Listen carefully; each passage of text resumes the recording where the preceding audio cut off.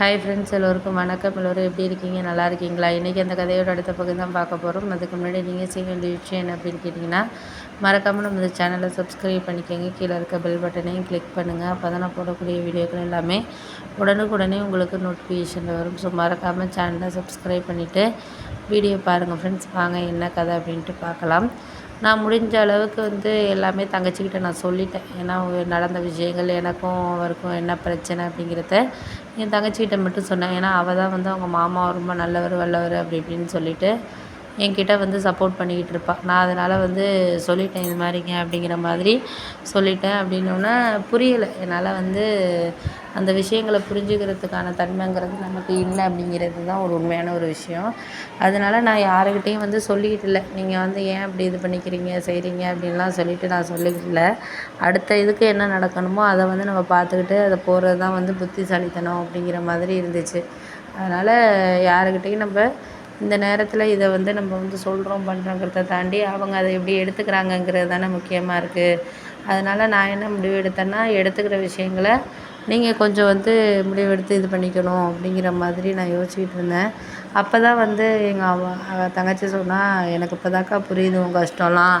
அவர் ரொம்ப நல்ல ஒரு மாதிரி நம்ம வீட்டில் குறை சொல்லிட்டு போகிறாரு. ஏன் அதை முன்னாடியே சொல்லியிருந்தா, அந்த விஷயம் நடக்கிறதுக்கு முன்னாடியே சொல்லியிருந்தா இது பண்ணியிருக்கலாம். எல்லாம் நடந்து முடிஞ்சதுக்கப்புறம் இப்போ சொல்லி என்ன இதாக போதா, வேலையை பாருக்கா நீ அப்படி இப்படின்னா.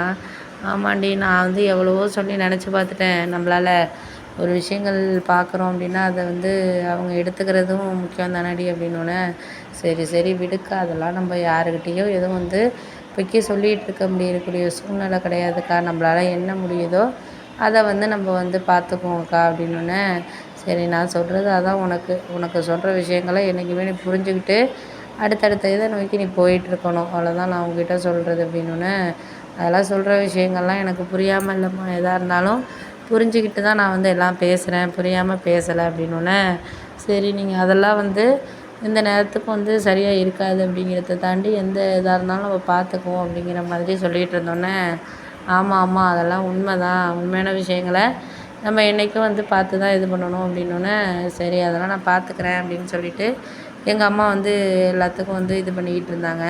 நான் அப்போ தான் முடிவு பண்ணேன், எதுக்காக இருந்தாலும் நம்ம ஏன் இவருக்காக நம்ம வேலைக்கு போய் இவருக்காக ஒரு விஷயத்த நம்ம ஏன் பண்ணணும் செய்யணும் அப்படிங்கிற மாதிரி இது பண்ணேன்.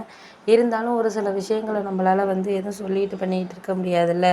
பார்த்து முடிவெடுத்துக்கிற விஷயங்கள் முடிவெடுத்து தான் இருக்கணும். அதனால் அதை நம்ம யோசிச்சுக்கிட்டு நம்ம பண்ணால் என்ன அப்படிங்கிற மாதிரி இருந்துச்சு. அதனால் நான் பார்த்துக்கலாம், இனிமேல் எந்த இதுக்கும் நம்மளால் இது பண்ண முடியலை அப்படின்னோடனே, ஆமாம் ஆமாம் அதெல்லாம் உண்மை தான். இருந்தாலும் நீங்கள் கொஞ்சம் மனசை போட்டு குழப்பிக்கிட்டு இது பண்ணிகிட்டு இருக்க வேண்டாம். பார்த்துக்குவோம், முடிஞ்ச அளவுக்கு நம்மளால் என்ன செய்ய முடியுதோ அதை செஞ்சுக்கிட்டு இது பண்ணிக்குவோம் அப்படிங்கிற மாதிரி இது பண்ணோன்னா, ஆமாம் ஆமாம் அதெல்லாம் உண்மை தான். இருந்தாலும் இந்த நேரத்தில் நம்மளுக்கு கரெக்டான ஒரு வேலை எந்த விஷயம் கிடைக்குதோ அதை எடுத்துக்கிட்டு நம்ம அடுத்தடுத்ததை நோக்கி நம்ம போயிட்டுருக்க வேண்டியதான் அப்படிங்கிற மாதிரி சொன்னோன்னா, ஆமாம் ஆமாம் இதெல்லாம் எந்த நேரத்துலையும் நம்மளால் யூகிக்க முடியாத ஒரு சில விஷயங்கள் தான். அதனால் கொஞ்சம் நம்ம பார்த்து தான் எந்த முடிவாக இருந்தாலும் எடுக்கணும் அப்படிங்கிற மாதிரியே சொல்லிகிட்டு இருந்தோன்னே, ஆமாம் ஆமாம் அதெல்லாம் கரெக்டு. இதுக்கப்புறம் நம்ம இதால் எந்த ஒரு விஷயத்தையும் மாற்றிக்கிட்டு போயிட்டுருக்க தேவையில்ல. முடிஞ்ச அளவுக்கு நம்மளால் என்ன செய்ய முடியுதோ அதை நம்ம மாற்றிக்கிட்டு நம்ம இது பண்ண வேண்டியதான் அப்படிங்கிற மாதிரி சொன்னோன்னே, அதுக்கு அடுத்தது எங்கள் அப்பா என்ன சொன்னார்னா, நீ இதுக்காகலாம் யாருக்காகவும் கவலைப்பட்டுக்கிட்டு இருக்க வேண்டாம்மா, எதாக இருந்தாலும் பாரும்மா அப்படிங்கிற மாதிரி சொன்னார். சரி சரி நான் பார்க்குறேன், நீங்கள் ஒன்றும் கவலைப்படாதீங்க, எதாக இருந்தாலும் பார்த்துக்கிட்டு நம்ம முடிவு எடுத்துக்கலாம் அப்படிங்கிற மாதிரி நான் சொல்லிவிட்டு எங்கள் அப்பா கிட்டே நான் சொல்லிட்டேன்.